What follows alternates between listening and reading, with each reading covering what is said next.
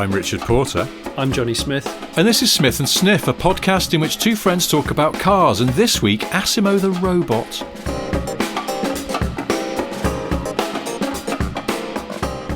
Before we get chatting really hard, if you hear a banging noise downstairs, which sounds a little bit like two paving slabs knocking together, genuinely, it's my tortoises having sex. What? Yeah, because it's too cold for them to be outside. The last few days has been a bit cold, so we brought them in. But the problem is the male just won't leave the female alone, and so there's a bit of shell clonking. But it's just basically it's aggressive sex going on at the bottom of the stairs. So I thought, will this lead to baby tortoises? We've got an egg in the incubator right now. No. Yeah, I feel a bit bad though because he won't leave her alone. He's been a proper predatory sex pest, so we've had to split them up a few times. Yeah, I don't know if that puts a dampener on today's podcast. But food for thought. I just thought I'd let you know because I've got earphones on, so I won't hear the clonking. But if you hear the clonking, it's more than likely it's tortoise intercourse. Okay. What I love about tortoises is they're like a car which has been really aerodynamically designed and very strong, but fundamentally too slow for any of it to matter. That's what I like about tortoises. They've got a completely flat floor, plastron, so they're like they've got a very, very strong roof, like roll cage. They're a Beetle. They're an old Volkswagen Beetle. They're an old exactly that, flat floor This car. is why you have tortoises, isn't it? Because I like Beetles. Beetle thing. Yeah. Jeez, I've only just cottoned onto this. Yeah. Flat floor, sturdy but slow. And incredible at hill climbs. As in, like steep inclines. We're not talking Shelsley Wolfsbeck. We're talking, proper like ploughed field on a very steep 1 in 2 or whatever. And beetles will can blitz that. And tortoises are just the masters of that. They really they dig in. Do tortoises have a shit heater as well? Yeah, they do actually because they're cold blooded. Yeah. So if oh my god, the comparisons just never end. And they only make a noise when they're having intercourse. They don't make any other noise at any point in their life apart from during sex. That's it. How do they communicate? They look at one another and they during mating and stuff. There's a bit of biting and butting. Mentioning beetles, though, yeah. I love me do. Thing. You know that I love you. Yeah, yeah. Me too. Did you ever have a moment when you suddenly realised that the name of the Beatles, arguably the most significant and the biggest pop band in history, is a shit pun? Yeah, I was actually annoyed at the fact that it wasn't related to the insect. But this was when I was a kid.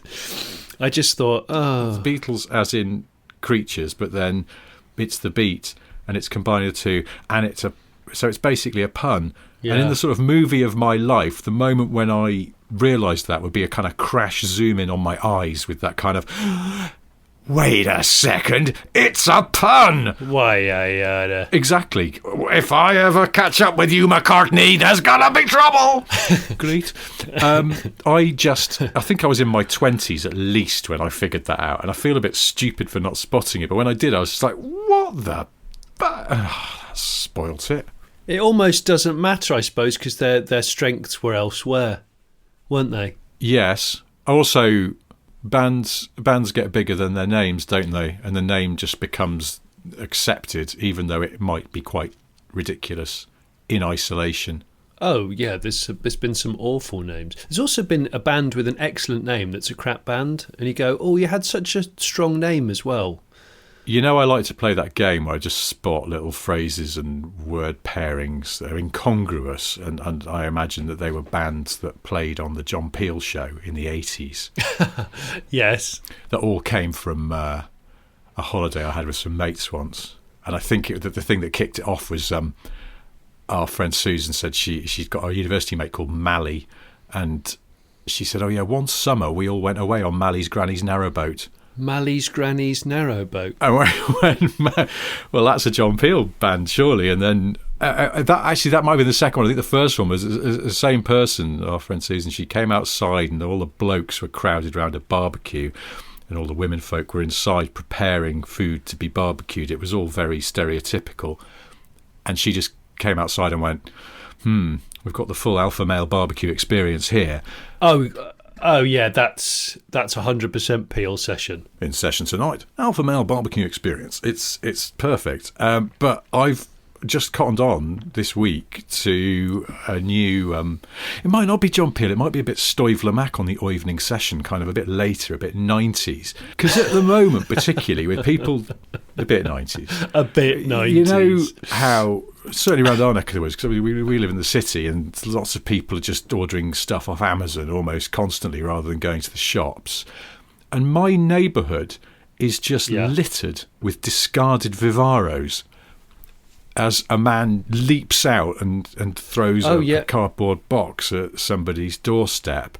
But as I'm out walking the dog, there's just an endless series of discarded Vivaros. I suddenly thought, actually, discarded Vivaros sounds like either... Oh, that's a Morrissey ballad. Because I was going to say it might be, isn't it? It might be a some kind of sort of avant-garde flamenco troupe that you'd see. They suddenly get a bit of a buzz about them, and your wife really wants to go and see them when they're playing in the UK, because they've put a modern twist on flamenco, like where they use whips and fire live guns and shit. So you got discarded Vivaros. The B-side to that would be Speedy Aguilas. Yeah.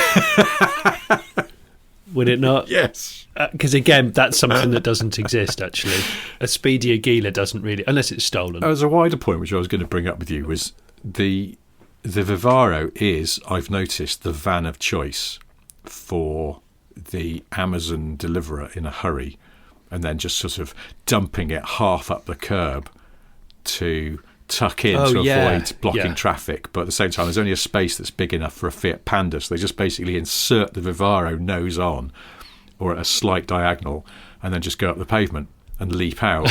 And but why is the Vivaro the van of choice? It's bizarre. You never see Transits doing it. I actually think the Vivaro is an excellent van. It's just it doesn't have the following, it doesn't have the kudos.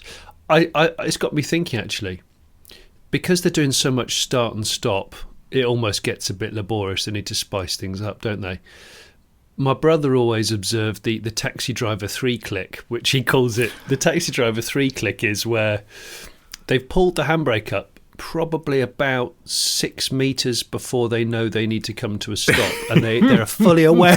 They're fully aware of the wear on their particular handbrake, so they know it's not going to bite because it's so high mileage, their taxi. So what they do is they knock it into neutral, put it onto the 3-clicks, and they've already turned around to ask for the money, and the car's still going at about 16 miles an hour. But the back is starting to pull down because, of course, only the rear brakes are binding. And as it pulls up to a sort of slump, they've got the receipt ready and everything, but the car's been rolling all this time, which is very disconcerting, and that's the taxi driver 3-click. It's not a full, like, tear the handbrake up. No, it's sort out of the carpet. It's sort of preloading a little bit. It's preloading, but they know, because they drive that car all day, every day, they know exactly the amount of clicks they need to just get it to bind a little bit in order to knock it into neutral, turn down capital FM, turn around and go, it's going to be 1638, but we can round it up if you want a receipt, or whatever they say nowadays. I mean, most people will probably listening to this going, I use an Uber, I don't even know what you're talking about. Well, what are you on about? I've never actually booked an Uber because I'm clearly Victorian. So a few years ago, I worked on a documentary about Formula One pit stops, and I hadn't realised up until that point that a really fast pit stop in modern F1, the wheel gun will be hooked onto the wheel nut before the car has come to a halt. You couldn't do one of those lightning fast stops without that. That's how sort of down to the millisecond it is. But I was amazed. The car is still rolling when the gun goes on if you want to do a super quick one, and that's part of the skill. But what you're describing with the 3-click is broadly the same. It's getting ahead of the action, isn't it? It's getting ahead, but in such an accomplished way that it's not unsafe. Well, this is because you're so aware of your surroundings and what's gone on. I feel like taxi drivers should have an annual event like pit stops for Formula One, which almost become I watched a separate pit stop event as a precursor to the Indy 500 once. I don't know if they do it every time because I don't go to Indy 500 every time, but it was really good fun. The crowds all gather around and the teams all wait, and they do it head to head. So they drive, the car has to drive about 100 metres, stop, side by side, the teams do their thing, and then the car has to drive off and through a flag. Right. People almost found it more entertaining than the main event. But I feel like the taxi driver 3-click could become a thing, because you have to make sure there's an adjudicator to check that the receipt's been written legibly. Yeah. It has to be legible. It can't just be a silly scribble. Is the radio turned down? How many clicks has the handbrake been on? Well, yeah, it's just go, he's locked the back wheels. That's an immediate fail. Yeah. Disqualification. Such a shame. That's right. Does he kill the engine? Because he's one of those very few taxi drivers that actually wants to save fuel, it seems. Because a lot of them tend to leave the engines running for about 4 hours and then moan about the price of fuel, which I don't understand. Oh, on that note, I was going to... That's something else I was going to bring up. Well, we've talked before about people leaving the engine running unnecessarily is deeply irritating. Oh, but I went into a room at the front of our house the other day, upstairs, and the window was open and I could hear an engine ticking over outside. So, naturally, you sort of have a little peek out, see what's what. And there was just somebody parked in the middle of the road talking to one of our neighbours. They're obviously a friend. They've just popped by and they're having a sort of socially distanced chat, and the engine's ticking over. And I thought, well, if you're going to be here for a while, just switch the engine off. But actually, what then happened was they did turn the engine off. But as soon as they did, I suddenly thought, ooh, that's changed the complexion of this conversation, hasn't it? Because now they're digging in for a chat. Oh, it's showing commitment. Yeah. They're thinking, they've just popped by to drop something off and they're going to be on their way. But now the engine's gone off, even though they're not getting out of the car. That's extended this. They're getting the chairs out. Yeah. They've got to commit to this for another 5 minutes minimum, really, because they've turned the engine off. You don't want to turn the engine back on again straight away. It's just weird. I just thought that's an underrated. It's loading. It's loading the conversation, isn't it? Of like, I'm here to stay now, chap. I'm in the middle of the road. I've turned the engine off. It's like someone taking their coat off when they're in your house. I'll just pop by to give you this. Oh, great. Oh, you've taken your coat off. Right. Well, I've got to commit to this now for 5 to 10 minutes. I haven't thought of that. I just thought I was looking out the window. I was just going, ooh, that's potent. That's a potent conversational gambit. The engine's gone off. That's why you need an EV, because then you can't tell whether the person's going to set in for a long chat or not. So you could actually mid-sentence just floor it and drive away really quickly. Although I thought your car was off. I did pull in to actually drop something off at a garage, a friend's garage the other day, and I was in my EV. But the thing is, I'd gone to select reverse and was still chatting to him through the window. And it has a reversing warning that's a very polite bum, bum, bum. And after about 2 minutes of chat, he's like, can you hear that noise? And I went, yeah. I said, it's the car. He said, what's it doing? I said, it's because I've had it in reverse for the last 4 minutes. And it's like, but he didn't realise. So there you go. Oh, going back to your Amazon gnarly Vivaros. Discarded Vivaros idea. On FlexiDisc. I was going to say something really interesting then, and it's just completely... Don't worry, I've got this. It's completely flown the nest. I felt like it was good too. I'm a little bit annoyed with myself. Bollocks. Have you ever seen someone, speaking as you were of leaving your car in reverse and while you're having a chat, have you ever seen someone leave their car in reverse, forget that's what they've done, and then have some kind of comedy incident as a result? I've seen somebody, and this was of course when you could do this sort of thing, I've seen somebody start their car in reverse and it lurched into a low wall, and because it was so talky it took the whole wall out instantly. Because you started it, I don't know, like you started it 10 centimetres from the wall, and it was just that initial force. It's like a shoulder barge when you've already taken up the slack. And it did a shoulder barge, and it knocked all the bricks out of this wall. It's brilliant. They didn't even know that it. You could tell by their expression they didn't know what had happened, because they were like, "Ooh, what was all that about?" And then they realised, I've not only started it in reverse, I've actually taken out somebody's ornamental wall. Oh, I know what I was going to say about Amazon Vivaros now. You know, there's that thing that people do. It's usually on YouTube. They were ghost riding cars. I mean, it's a really stupid thing to do.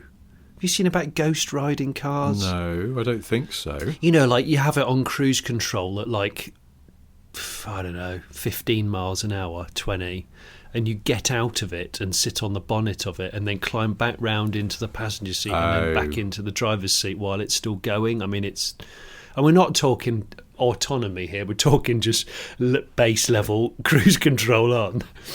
And of course it always goes wrong. But I did think to myself, if you just let the engine on idle stay in like first, you could get these Vivaro warriors to just ghost ride it, just jump out, it's still on idle in first, it's just chugging along the street, and they could sprint up to you, throw your parcel at the doorstep and bang on the window and point, which is what they tend to do now because they're not allowed to touch you. And then they'll run back, do the other one. Meanwhile, the Vivaro is idling, but obviously still in gear, and it's gradually going off course wherever they've set it. And the challenge is they've got to do 4 parcels before it comes into contact with anyone's car, garden, just to spice things up, because these people, they've been working since 4 a.m. They're dead tired, and that will pep you up more than any no-name power drink you can name. Is that a thing, do you think? No, I think it's a brilliant idea. I'm going to throw this in here. You know, the post office used to buy Morris vans, Morris Minors and things, with the front wings replaced with rubber copies of the original wings. And I think Morris used to sell them like that, to the GPO. Is that true? Yeah. All the different sorts of Morris vans, at least 3 types of Morris van in the kind of 40s, I suppose, and 50s. The post office spec came with black rubber front wings in the same style as the metal originals, but so that posties could bounce off stuff and it didn't need a new wing on it because it would just ping back. And I'm thinking, if Vauxhall got their act together, they could offer something similar on the Vivaro, which would work in league with your ghost riding scheme. So a rubber-fronted Amazonial Vivaro, Amazonial spec. I actually quite like this. Hang on a minute. The really late comma vans. I know we were talking about commas, my old camper, the other week. But the late ones of those had either a black painted nose or was it rubber? I don't know, because they were telecom vans. Oh, maybe the same thing then. British Gas. Yeah. I wonder if they had a rubber face. Maybe. But you could, the Vivaro, I like that. Black rubber, you'd probably need to kind of have like a sort of, like a tugboat, have some kind of rubber around the sides and the back as well, just to be on the safe side. Very low first gear. Have the ECU very, very low. ECU reprogrammed so that it doesn't judder when it's just idling against the load. The load of lots of boxes in the back. It doesn't shake off its engine mounts like a dog that's just got out of a river. Yeah. And I can see this. This would work. I can't see any problems whatsoever with heavily laden Vivaros gently rubbing down the sid of a row of cars on a busy street while the guy, I know, with the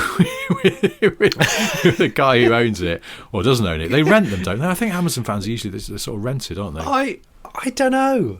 Hang on a minute, this is too complicated. Why don't you just go old school, like narrow boats, like barges, where you just got old car tyres on ropes tied to the sides, in case of any other kind of contact smearing. So you could either do that, or it was in New York where I first saw it, these mats that they lift out of the back of their car and put over the back of the bumpers to stop other people from bumping into their car. I mean, they look like rubber beach towels. They just look silly, held on by rope. Or you could sell this idea to the people of Paris, where every parked car is massively dented anyway, as far as I can work out. And you wouldn't need any of this rubber work. You just let your Vivaro Actually, it would have to be the Renault version, wouldn't it? Because it's France. It'd have to be Renault. Yeah, it would have to be the Renault. Traffic? Is it the Traffic? Yeah. I think it's the Traffic. It's the same van, and they can just bounce off really crumpled. Do you know those in Paris? Le Rubber Renault. Well, it's like it's almost uniquely Parisian thing that there are just endless rows of Peugeot 106s that look like the bodywork's made of tinfoil, which has been screwed up, and then someone's gone, oh, actually, no, I could use that. Unscrew it for me. I can't believe the lack of. You think that car would have had to have gone through a factory, and somebody gets to the quality control thing, and with those white cotton gloves like the people in snooker have, where they lift the ball up and check the table. The referee. They've gone over that car, whatever car it is. Let's say it's the 106, and actually checked and gone, there's no imperfections to this. And then it gets sold, and then within a week of it getting sold, 18 people have driven up the side of it, and nobody, not even the owner, cares. Well, so you just think, can we cut out the middleman here? Can we have, like misshapen honest fruit that you can buy now? Yeah. Where wonky fruit, I think we get them. Wonky pears, wonky avocados. Could Peugeot and Renault have just honest wonky editions which they sell for the Parisian market? L'edition wonky. Yeah, where they just go, look, this one actually is even cheaper because we forgot to paint it. It's just still in primer. Does anyone want it? And you just go, yeah. How much less is it? Oh, that's €1,000 less. Yeah, I'll take that. I'll just drive it in primer. Yeah, this one, someone backed a forklift into it when it was in the holding bay at the end of the production line. So that one.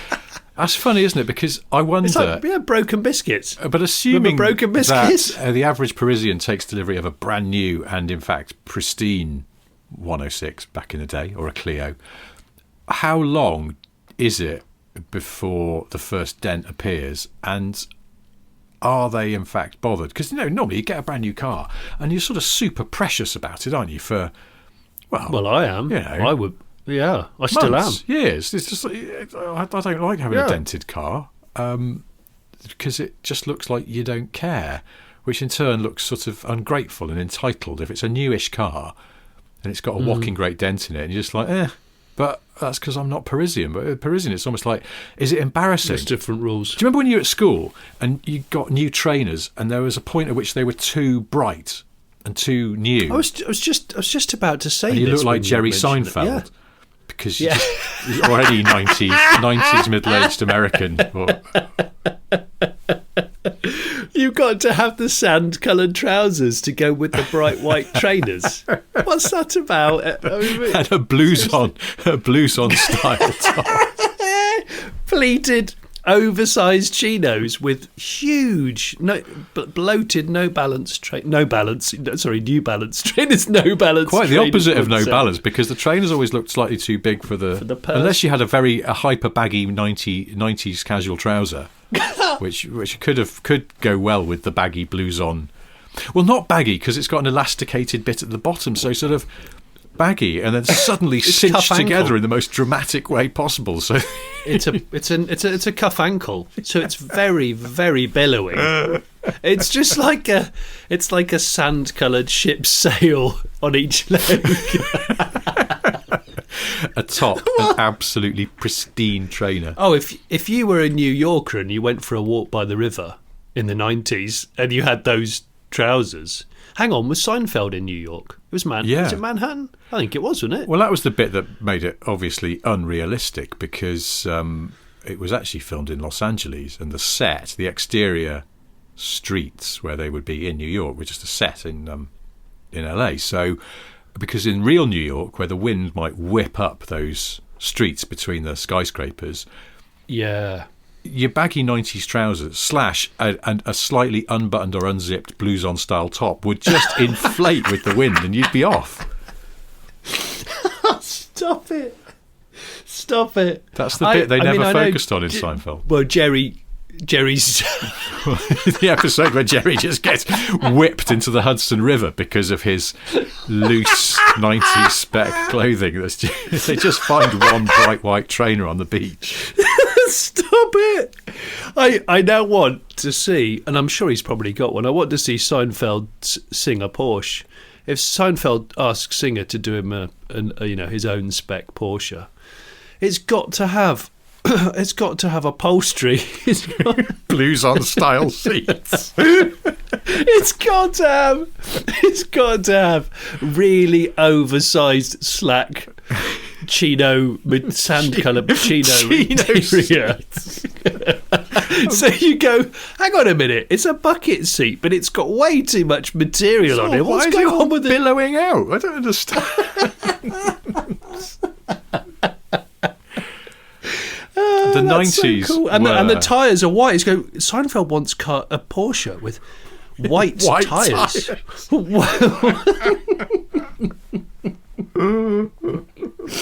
Also, there's a bass guitar just slung across the back seat. I don't understand. What? Or a bass guitarist.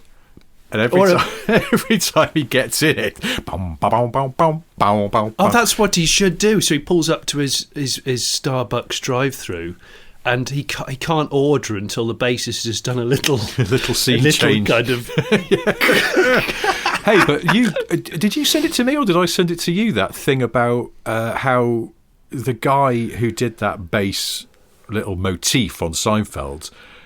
A, it was done on a synth. It wasn't a real slap bass. No, which was a bit upsetting, I feel. But B, that he used to re-record it for the start of every episode so that it fitted in and matched the rhythm of the little snippet of stand-up that you saw Jerry Seinfeld delivering.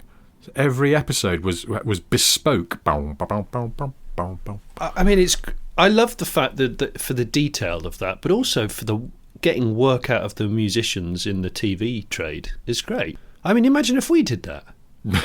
Imagine if we got Tiff to do a new intro through a vocoder for every podcast we did. I'd love that. I mean, he'd get so bored and angry, but I'd love it. He would, wouldn't he? He'd get really angry about that. Well, maybe we could just get Tiff into a studio one day and get him to just say a load of words, and then we could create a sort of virtual Tiff. Oh, do you know, we should do that. Well, we were talking about doing it on Top Gear years ago because we realised there was a lot for voiceover work on the show. If we just got all the presenters in to just go, meanwhile, but then... However. Still, could be worse. And then we could just keep using those over and over again. I might. Should we have a word with Tiff? Yeah. You could map it across a keyboard. So you could have a virtual Tiff where each note was a different word. Handling. What, that would be our equivalent of a Seinfeld bass intro. Yeah, it's just Tiff going. Yeah, I want that to happen now, Rich. I want that to happen because a lot of what Tiff does is very much like Frankie Howard. It's all noise and nuance, isn't it? Just completely. There's a great story I read somewhere where a new writer went to work with Frankie Howard, and Frankie Howard's first bit of advice to him was, "Don't write any jokes. I don't do jokes." Really? And this guy was like, "But you're a comedian." But he does think it's not. It wasn't jokes in the traditional sense. It was all. It was innuendo. Yeah, nuance and delivery, suggestion. Yeah, and Tiff is very much the Frankie Howard of car-based television presenters / racing drivers. We should do that. We need to make that happen. Why did you send me a message saying that you wake up every morning walking like Asimo the robot? Yeah, when I realised that it's happened more during lockdown, that I tend to probably exercise once or twice at the most a week rather than like every other day. And so the problem is I get much tighter and more kind of seized. And when I wake up in the very early hours of the morning for a wee, I caught myself in the mirror walking into the bathroom, and I realised my stance, my what do you call it? The gait. My posture is exactly the same as Asimo the robot. And Asimo the robot has a very distinctive way of walking. I should say had a way because he's now retired. What? Asimo retired. Was it Honda? They retired. Honda aren't doing robots anymore. No, they retired out the Asimo project. They sent out a really quiet kind of press release. Because I remember being upset. I remember I told my son about it, who's bonkers about Asimo. And he was really upset because he wanted to meet Asimo. And I was like, well, I don't think you're going to get a chance now because the Asimo project looks like it's been either fully retired or paused. It's like, oh, that's a shame. But yeah, I realised I walked to the toilet and back in the early hours of the morning like Asimo with a slightly lower back pain and very tight, what are the parts of my legs are they? Hamstrings? Tight thighs? Yeah, tight hamstrings. But to me, Asimo just walks like he shat himself. Which, in fact, reminds me of a mutual friend of ours was once on the phone to the Honda PR person, and I know this because I was in the room when he was doing it.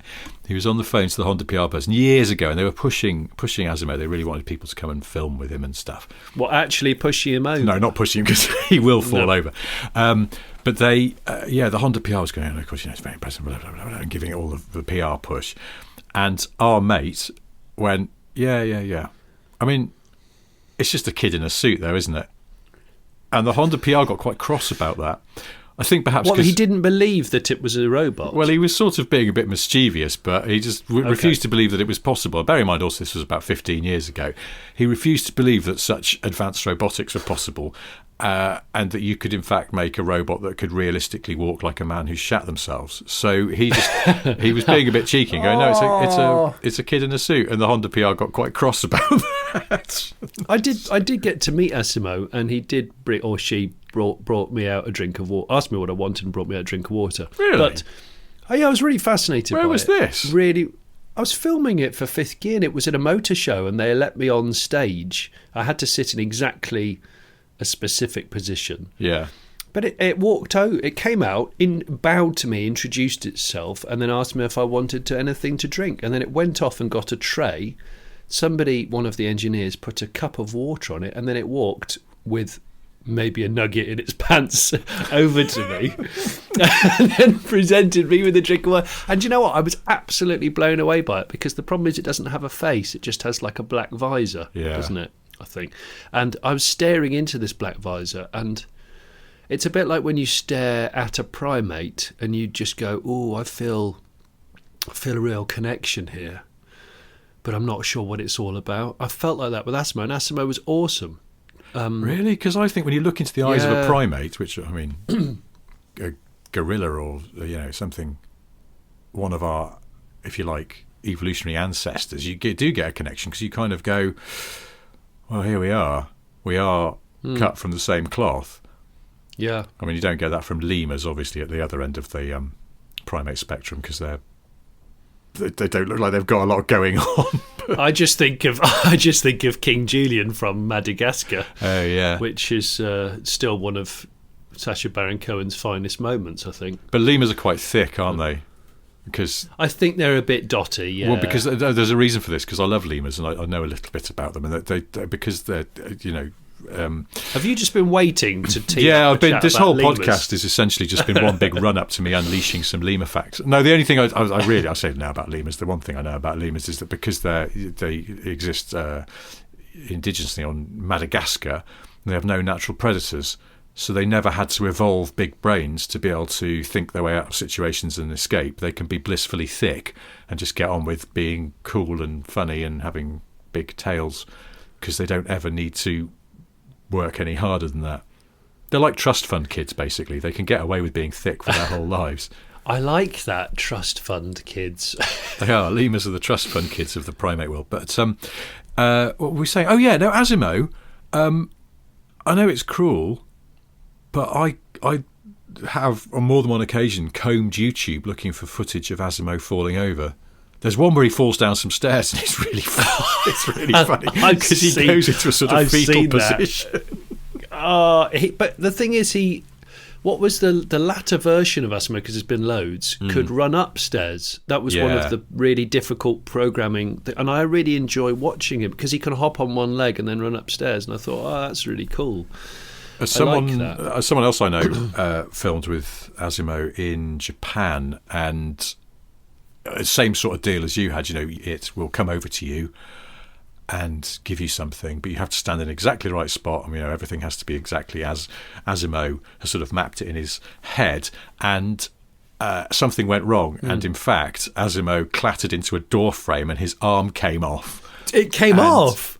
I think so, or it broke in some way that was very uncool for the engineers, and all of the Honda people there immediately went into kind of no, cut cameras, stop filming, you cannot show this. They don't want Asimov to be undermined, to be a failure. Although we had the same thing years ago. We had a Dalek on Top Gear for some crappy reason, and it fell over a curb and its head came off, and the Dalek handler went absolutely nuts and went, "You cannot show that, you must not show it, the footage must be erased immediately, you cannot diminish the power of the Daleks." Really? We were like, mate, it's a remote control dustbin, don't get hang on, carried away. Stop. Did he actually say that? I remember this distinctly. The power of the Daleks should not be diminished. The power of the Daleks should not be diminished? Seriously? They can't go upstairs, mate. I mean, they're not exactly that powerful, are they? I know they could go upstairs in the later shows, blah, blah, blah. I realised, so Asimov should come back. I can't believe he's been cancelled, though. I didn't see that. Yeah. Well, he's not around anymore, and I know that his sort of the way he walks is sort of modelled on a 56-year-old unhealthy man who wheelbarrows tons of earth all day and then goes to the pub, like old school bloke, and then wakes up really stiff and hungover in the morning and walks like that. But I think there's two things I desperately miss: Asimov, and I miss Robot Wars. So why doesn't Asimov come back and present Robot Wars? Oh, hello. But in a more relaxed way. Asimov's not the sort of stiff character that wants to hop on one leg. He's just... Nice retirement project for him. And yeah, you could sit in a chair. Yeah. He's got a jacket on. Well, you'd have to have a jacket on because it doesn't... In order to present Robot Wars, historically, don't you have to have a very long leather coat? Very long leather coat, yes. Because Clarkson presented the first one. Was it the first one? Yeah, he did. I think he had a shorter leather coat. You know how men's ears keep growing throughout their lives? So old men always have really big ears, and it's quite distracting once you realise this. Oh, it's awful. I mean, Terry Wogan looked like an elephant. He was extraordinary by the end of his life. Once you know that, it's quite distracting, and I feel like the leather jacket just gets longer for the host the longer that Robot Wars goes on. So I think Clarkson started with, I think that was almost a blues-on style or bomber jacket. I've got to look it up now. And it's just got longer and longer. So by the time you get to Craig Charles recently, because did they do Robot Wars again recently? I feel like they did. They did it about 2 years ago. But the problem was, I personally feel that they didn't cast the presenters right. Who were the presenters? It was Dara O'Brien in a suit. What? Yeah. Well, no, see, if you're going to keep it on canon, then he should have been in a leather coat so long that from the back he looked like a Dalek or a hovercraft. The problem is Dara O'Brien wearing a really long leather Robot Wars coat would look like the kind of guy that just hangs around Warhammer 40,000 shops and has an 18-sided dice in his pocket instead of money. Also, he'd look the same as he looks now from the front, but when he turned around he'd have to have a ponytail. And I think he'd wear wraparound sunglasses, which I think we've agreed before, no one looks good in wraparound sunglasses. He would He would wear the sunglasses which really accomplished runners wear. Oh, God. Because have you noticed, because you've started running recently, I mean, I run periodically, maybe once every other week, but I've noticed the ones that you see out and about, who are obviously, triathlon dudes, yeah, they wear, like, old stock, early 90s skiing glasses. You think, where on earth did you get them from? It's just amazing. And I think it's an unwritten rule that the worse the wraparound sunglasses you wear while you're running, the better you are at running. So it's this quiet rule of like, oh my God, he's got peppermint green and orange visor, kind of visor glasses. He does those desert marathons. You know, there's ones where you're not allowed any water and you've got to run through a desert non-stop. All that weird shit, which I just can't be doing with. Yeah, he's like one of a them. friend of my wife's did one of those, and I think she was pregnant at the time. And I'm going to have to check out what kind of sunglasses she has. I bet they're very wraparound 90s spec, because she's a hardcore runner. Oh, whereas you see, I'm an absolutely useless runner, and I don't wear sunglasses at all. I can't wear sunglasses at all. While I don't running, wear so. sunglasses. No, I don't. I'm so uncool that I have the traditional big earphones, which go over the top of your head. I don't even. How do you run in those though? Don't they just annoy you? No, because I can't wear in-ear buds type things. I can't wear earphones. Why not? Yeah, because my ears are the wrong shape. They just fall out all the time, and they always have ever since the days of the Walkman. Huh. Just can't do them. Can't do them, man. I see. Good. Yeah, I think we've gone off topic. Oh, it was a Robot Wars. Yes, Robot Wars. Robot Wars, Asimo long presents. leather coat. Asimo in an extremely long leather coat. Yeah, but because leather's not cool anymore, it needs to be leatherette. Yeah, that's fine. So it's recycled car tyres. Well, let's be honest. Trainers. Asimo must have some contacts in the interior design department of Honda cars. Oh. And you can't tell me that they're putting real leather in all their cars. No, it'd be neoprene, won't it? It'll be neoprene. He's got a super long neoprene kind of Warhammer 40,000 coat. I don't know what you'd call them. Well, hang on a minute. You've driven that Honda E, haven't you? Yeah. What are the seats upholstered in that? That's like a really nice cloth tweed. It's actually very, very nice. And then the dash has got that faux wood, which is, I think, made of recycled plastic. I can't see a very long tweed coat being very sort of Games Workshop-y, though. What? But on a robot that's on a pristine white robot, yeah. Just be brilliant. I could see that, and I could see it having a red collar because of the red Honda H, the kind of Type R thing. I could see that working. And he presents Robot Wars and just says, yeah, and now we've got, Daryl and Jeff from Hull, and they're going to wheel out their robot, and it's called, I don't know, what's a shit name for a robot, Rich? That's a death. Strong arm or strong bow. Thrust hammer. Strong. Did you say breast hammer? Thrust hammer. Oh, breast hammer. No, not that. That's what it's called. We got Jeff and Daryl from Hull, and they've got their really deadly robot called Breast Hammer. But hang on a sec. You've just made me think of something. What if everybody's expecting that Asimo, as a product of Honda Central R&D in Japan, would have maybe a Japanese accent, or perhaps he's just sort of got one of those generic-y kind of American accents. What, like a sat-nav accent? Sat-nav accent, yeah. Although not our old TomTom, which my wife set onto New Zealand, and we left it because it was quite nice. Oh, I know, yeah. Tom. Take the Uxet. What if the first time you hear Asimo speak, to everyone's amazement, he's got like a really thick Glaswegian accent? He's a Scottish Asimo. Yeah. Well, maybe he's like one of those people who, you hear these stories of someone has a stroke and then suddenly they have a thick French accent for no apparent reason, even though they're from Huddersfield. Oh, yeah. Asimo's fallen downstairs too many times in the course of his work and smacked into door frames and stuff, and suddenly they can't find the setting that switches him back to his generically pleasant American-y sort of sat-nav accent. He's got a Glaswegian voice. Hang on, I know. He resets because of all the incidents and becomes the referee from Gladiators. Oh. What was his name? You know the guy who blows the whistle. Yeah, first whistle. Yeah, you will go on my second first whistle. Yeah, him. John? Stripey John?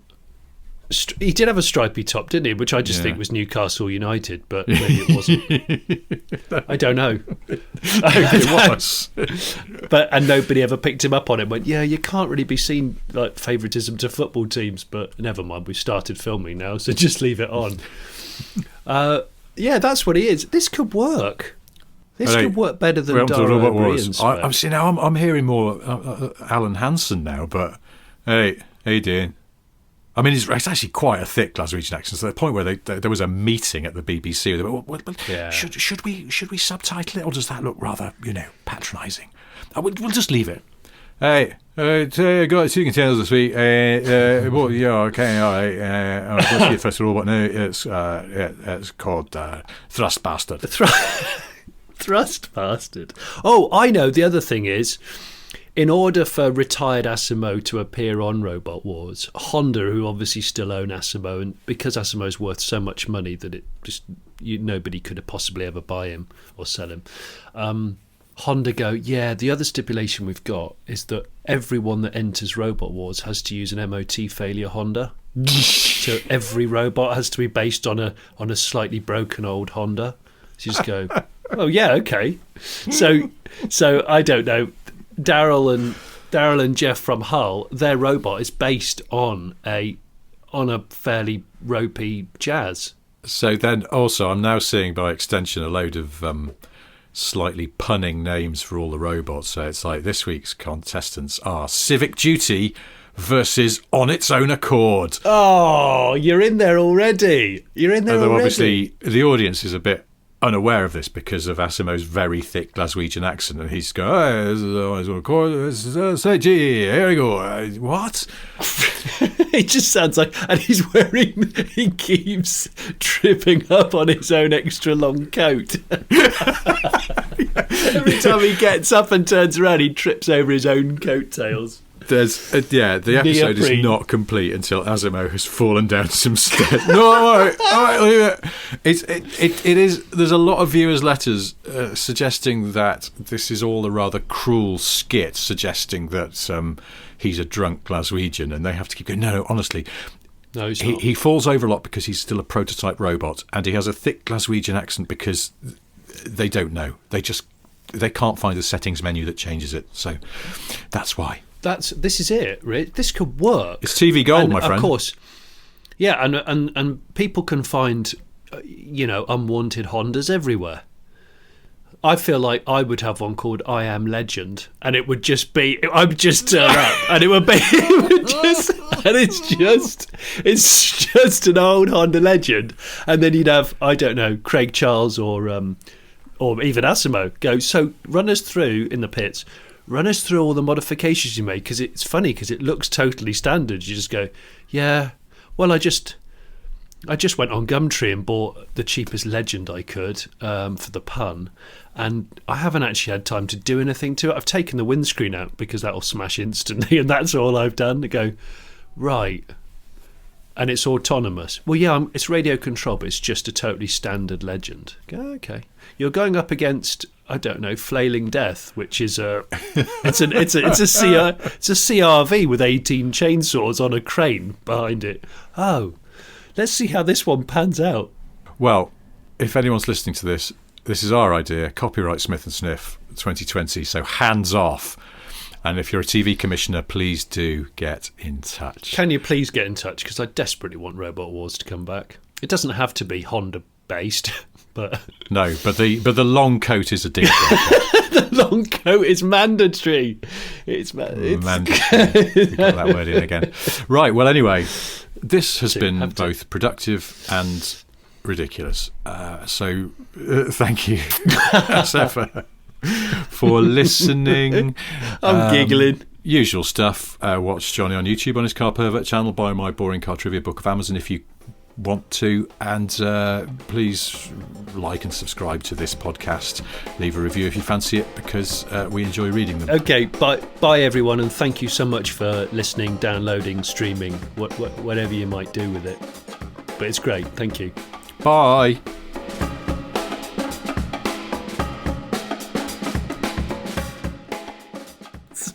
Sorry, I can't stop laughing about Asimos.